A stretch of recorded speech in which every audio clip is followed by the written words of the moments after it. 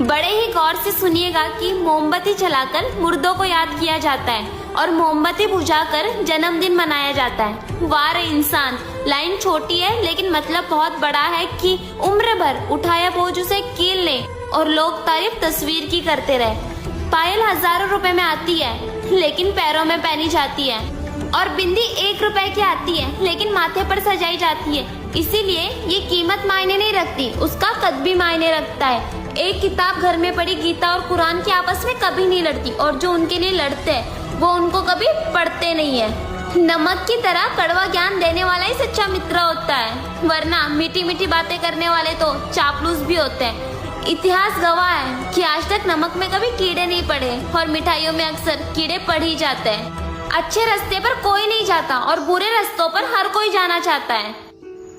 इसीलिए दारू बेचने वाले को कहीं नहीं जाना पड़ता और दूध बेचने बड़े ही गौर से सुनिएगा कि मोमबत्ती जलाकर मुर्दों को याद किया जाता है और मोमबत्ती बुझाकर जन्मदिन मनाया जाता है। वाह रे इंसान, लाइन छोटी है लेकिन मतलब बहुत बड़ा है कि उम्र भर उठाया बोझ उसे कील ले और लोग तारीफ तस्वीर की करते रहे। पायल हजारों रुपए में आती है लेकिन पैरों में पहनी जाती है और बिंदी 1 रुपए की आती है लेकिन माथे पर सजाई जाती है। इसीलिए ये कीमत मायने नहीं रखती, उसका कद भी मायने रखता है। एक किताब घर में पढ़ी गीता और कुरान की आपस में कभी नहीं लड़ती और जो उनके लिए लड़ते हैं वो उनको कभी पढ़ते नहीं है। नमक की तरह कड़वा ज्ञान देने वाला ही सच्चा मित्र होता है, वरना मीठी मीठी बातें करने वाले तो चापलूस भी होते हैं। इतिहास गवाह है कि आज तक नमक में कभी कीड़े नहीं पड़े और मिठाइयों में अक्सर कीड़े पड़ ही जाते हैं। अच्छे रास्ते पर कोई नहीं जाता और बुरे रास्तों पर हर कोई जाना चाहता है।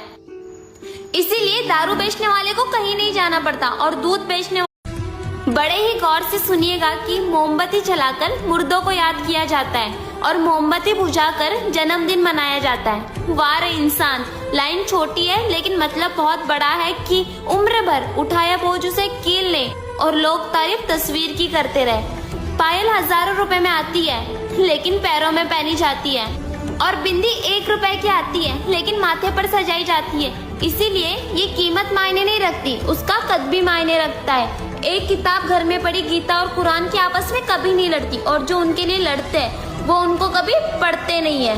नमक की तरह कड़वा ज्ञान देने वाला ही सच्चा मित्र होता है, वरना मीठी मीठी बातें करने वाले तो चापलूस भी होते हैं। इतिहास गवाह है कि आज तक नमक में कभी कीड़े नहीं पड़े और मिठाइयों में अक्सर कीड़े पड़ ही जाते हैं। अच्छे रास्ते पर कोई नहीं जाता और बुरे रास्तों पर हर कोई जाना चाहता है। इसीलिए दारू बेचने वाले को कहीं नहीं जाना पड़ता और दूध बेचने